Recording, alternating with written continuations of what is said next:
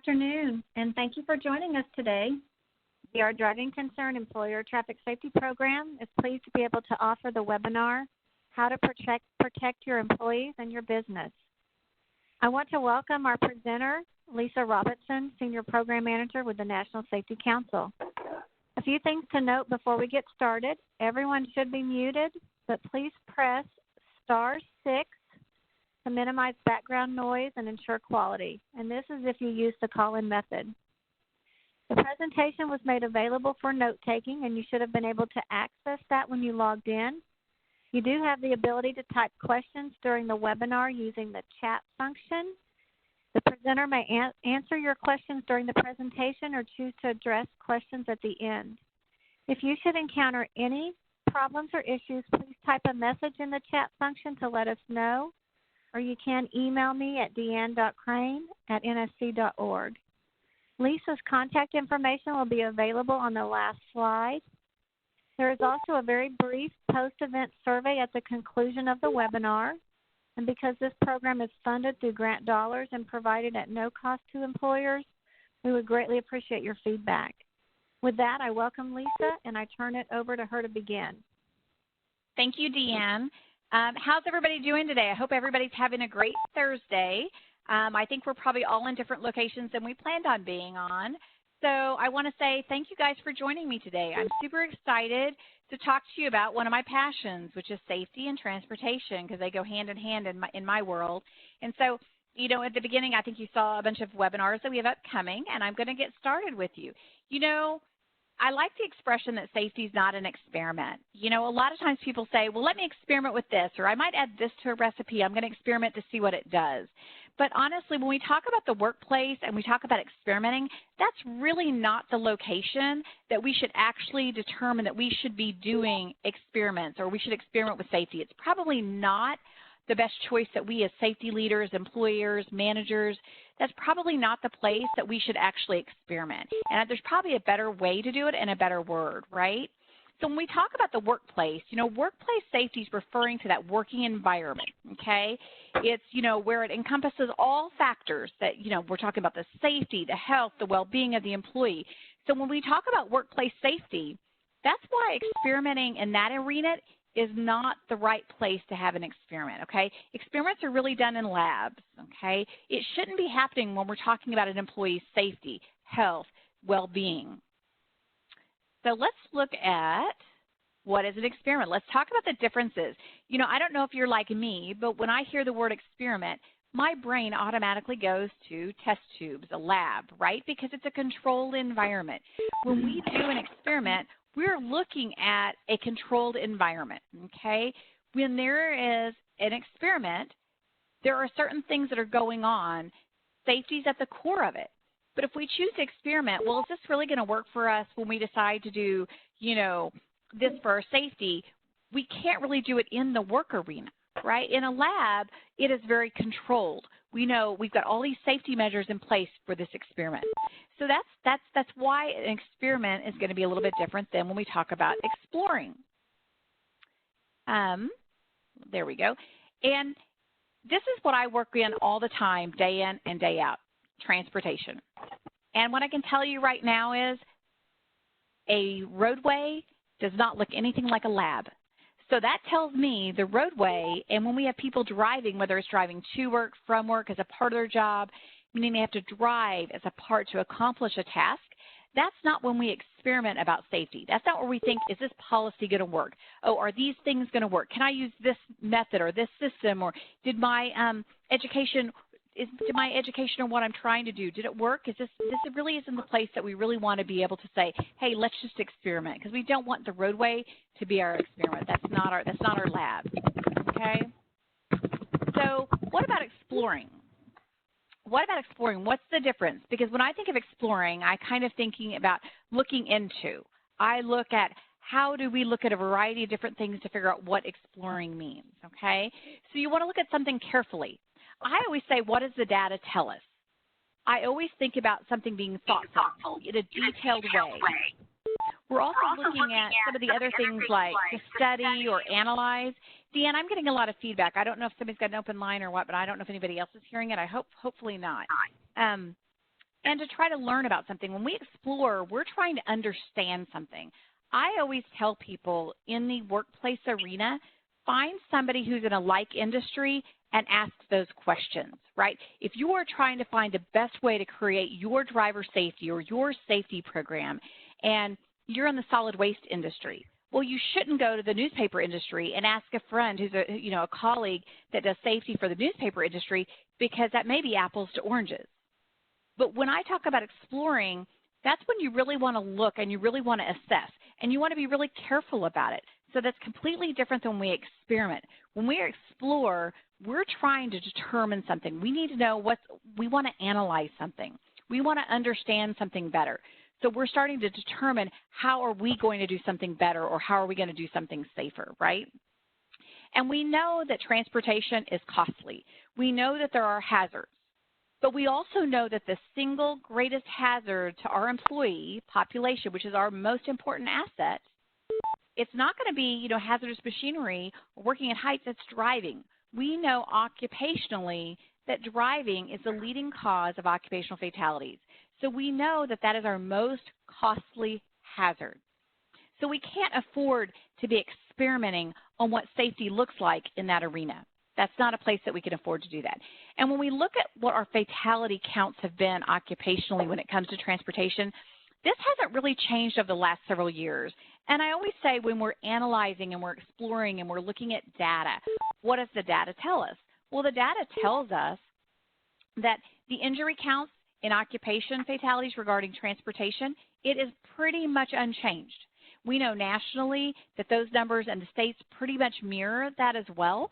So that's one of the things that when we start exploring our safety program and when we're looking at what we're doing, that should be one of the driving factors. That should be one of the things that we're analyzing and we're looking at. What exactly does our driver program look like? What does our transportation safety program look like? What are our successes? Where do we think that we maybe have some shortcomings? What are the things that we need to look at and address? What's happening as a result, right? What do the numbers indicate? How many incidents do we have? How many drivers do we have? Sometimes what we find is we don't really think of drivers because they may be doing something, but we overlook the aspect that they have to drive to get to that location to actually do the job that they do. And so sometimes we don't think of it as a driving function because we think that, well, that's not actually what they're hired to do and that's not their job. So I always say that when we look at the data, that is a part of exploring information. That's one of the things that you want to be able to explore and you want to analyze when you're making decisions. And I made a comment a minute ago about sometimes, people are hired specifically for a job, right? But what we do know is that a large portion of people who died, that was not their primary function, which means they were trained on their job and they occasionally drove for the company. But that was, but they died as a result of occupational fatality regarding driving, but that wasn't their primary function with the company. We know that a large number of people will drive to work, from work, but we also know that that is the most dangerous aspect of someone's job. And so when we talk about, exploring and we start looking at analyzing, we have to make sure that that's one of the most important components within our safety factors. And when we're figuring out what should we do as a company? What should we do with our safety culture? You can't overlook that transportation aspect. And when I talk about transportation, I made a comment a minute ago about, driving to work, from work. And sometimes people say, well, that doesn't matter. But we know that off the job does impact the employer. Okay, we know that. But we also want to think about even that employee who simply runs an errand for the company. We also want to think about those employees that are driving a rental car, driving their personal vehicle for the company. So when we start talking about analyzing and exploring, we have to ensure that we're looking at all different aspects of our safety program. We have to ensure that we're asking a lot of different people, different views, and getting different inputs so that we don't overlook or we don't miss something. And when we're exploring, that's going to give us some of the information that's going to tell us which way we're going with our safety program. And we have to understand that incidents, they're costly. We know that whenever there's an incident for a company, we know that it's costly, whether we talk insurance, healthcare, property damage, liabilities, loss of productivity. We know that it's extremely costly for a company. So that's going to be one of your driving factors when you look at your safety program. Absolutely, your most important asset is your employee. One of your other assets may be equipment. That may be another cost that's very costly for the company, right? There may be a lot of money tied up in the equipment costs as well. So those are going to be some of the factors that you think about when we think about exploring what's our cost. That goes into our safety factors. That's one of the things that we have to look at when we're analyzing what do we need to do, what have our costs been, what's some of the driving factors, what are we seeing. Again, the data is going to drive.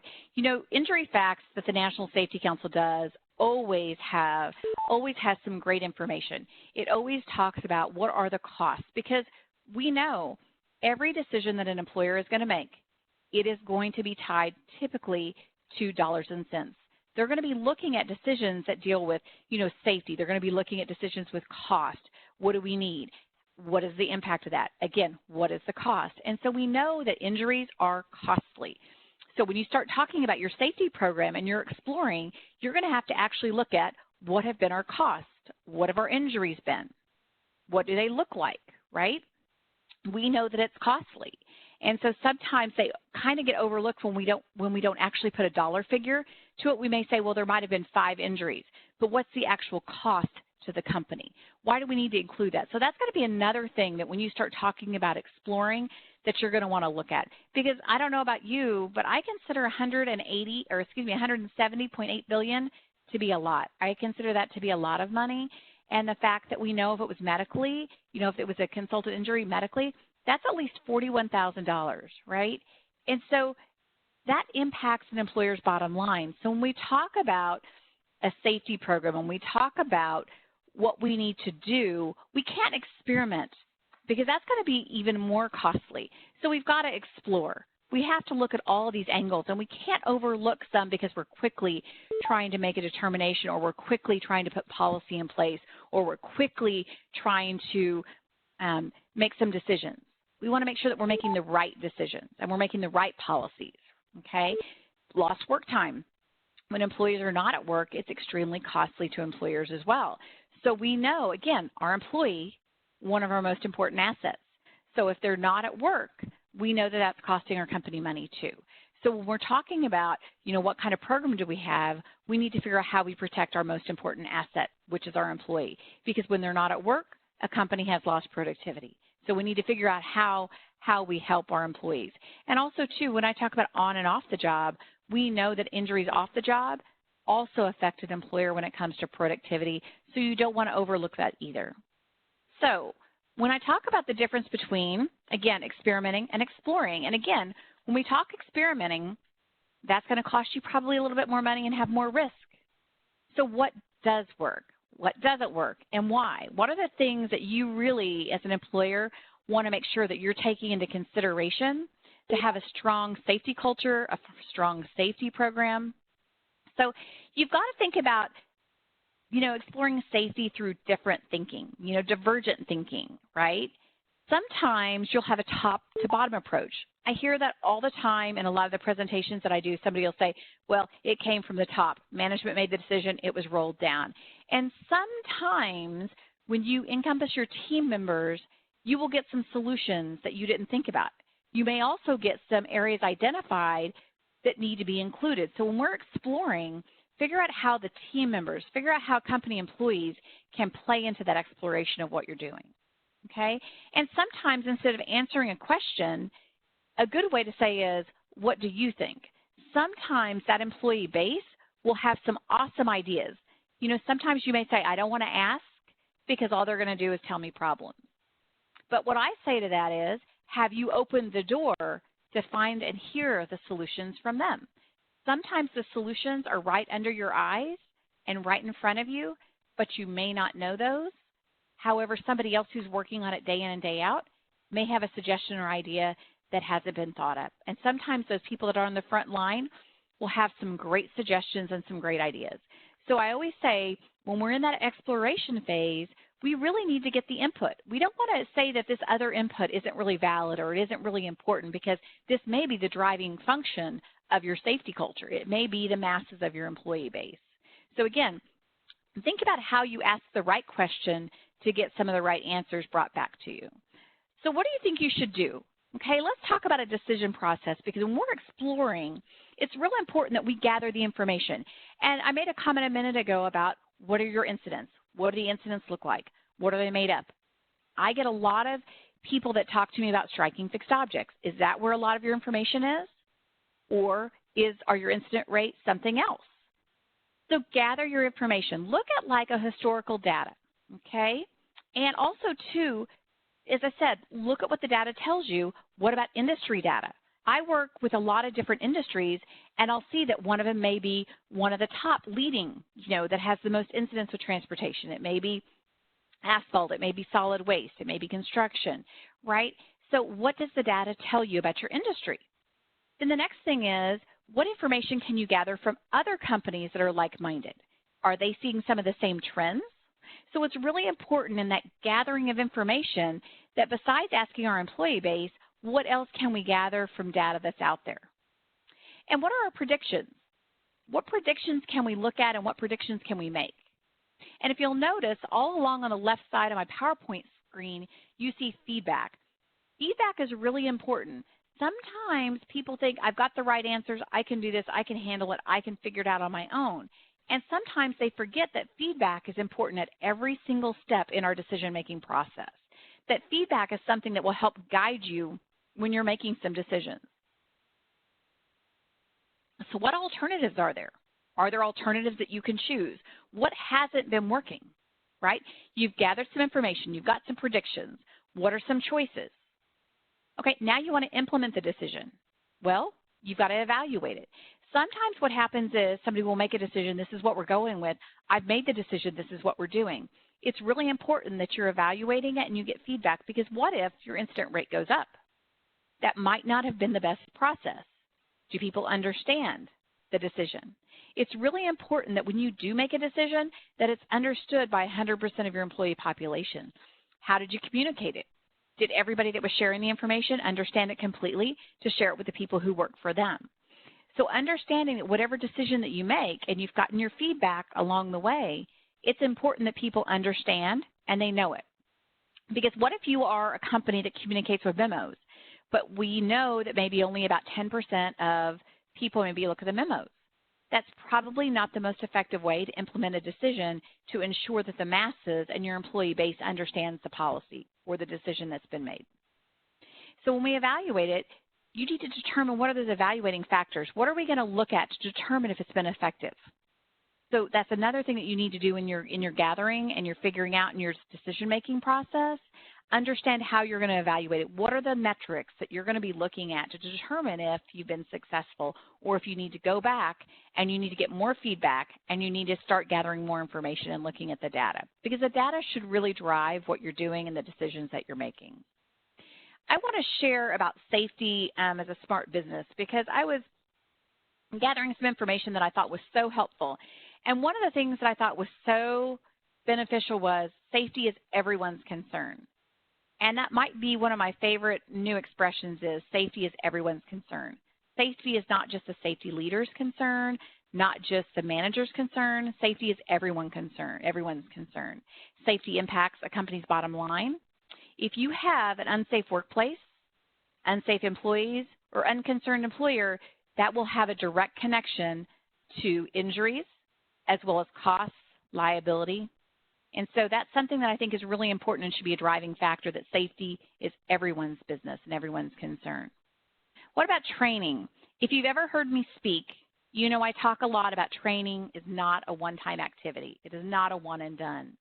And it's extremely important that a company understand that safety is a daily minute. I always say grab every minute in a variety of different ways to be able to pass out safety tips, to identify potential hazards, and to make our employee and our culture as safe as possible. Even a weekly, toolbox, tailgate safety meeting is really helpful too. And sometimes people get hung up on doing these hour-long meetings. And we can be very effective when we have consistent and ongoing and very short and very brief and very quick safety minutes and safety meetings. It's really helpful.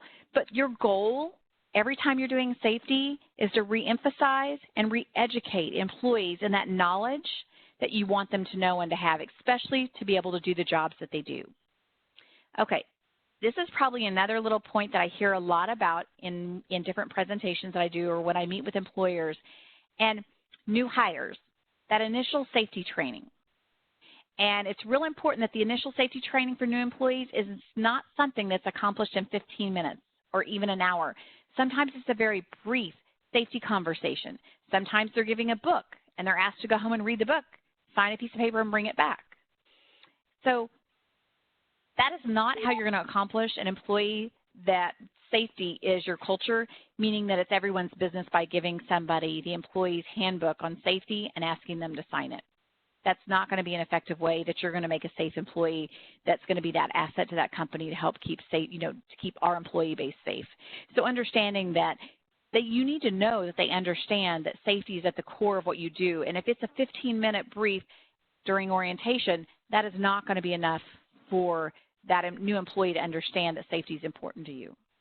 But you also have to be able to measure the knowledge and compliance, right? If you have a new employee or a very seasoned employee, right, following training, you need to measure the impact of that employee. If it looks like that employee has not grasped the concept, it's important that you retrain before an employee is exposed to a hazard. It's real important. And it's also really important that supervisory employees at every level be trained. That's really important. I will tell you, one of the reasons why our safety huddle started was an employer at a safety manager actually called me because I had written something in one of our newsletters on backing up. And he said, could you give me more information because I want to be able to talk about the employees in my team. That's how the safety huddle started because that taught me right then and there, people aren't going to talk about it if they don't understand the finer points. So it's really important to understand that safety is smart business, but everyone has to be equipped so that safety is smart business. That's an important component. So what I want to say, and I made a comment earlier about occupationally, transportation is the leading cause of occupational fatalities. I mentioned that before. So when it comes to the training and it comes to our education, if we have employees who are untrained, we will have more costs. We'll have more injuries. But we also know that when we have an effective safety program that we've invested in, we know that it can help control costs, the number of crashes, and it can reduce the rate of incidents as well. So that's an important thing to keep in mind.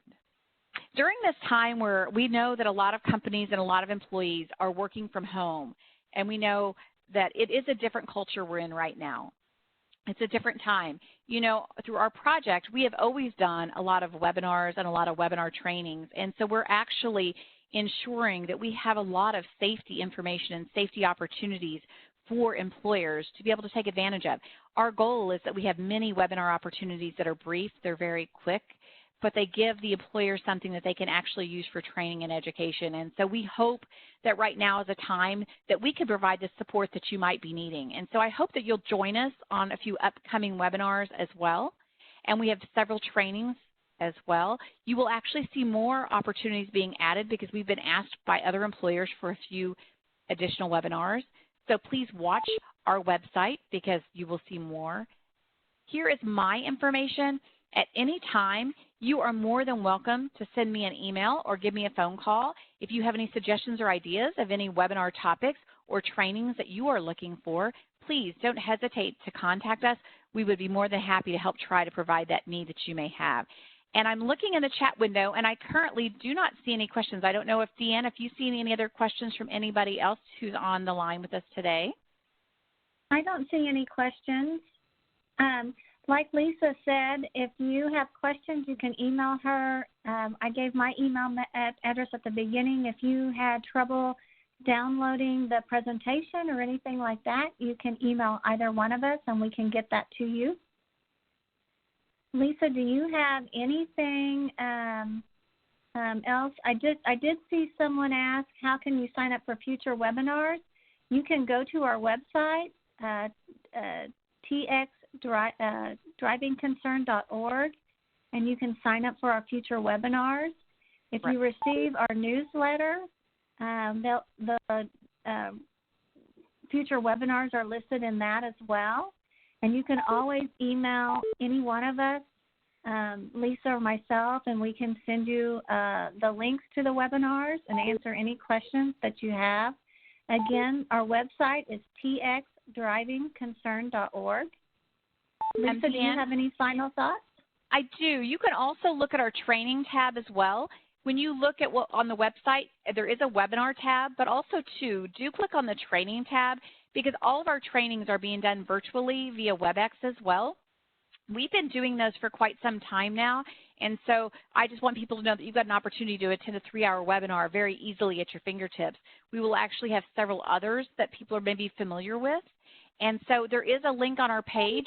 I see somebody asked about Spanish driving resources, and there is a link on our website, txdrivingconcern.org, where you can find some of the Spanish resources as well. So that's all I have today, and I'm really thankful that everyone joined us today, and I look forward to you joining us on future webinars as well. Thank you, Lisa, for such a fantastic webinar today. We want to thank everyone for joining us. We know that your time is valuable, and we hope you gained some useful information today. And we want to make sure that you check out, obviously, our upcoming webinars and our trainings, and you can register again on our website. With that, we thank you again for joining us, and that concludes our webinar, and you guys have a great rest of the day.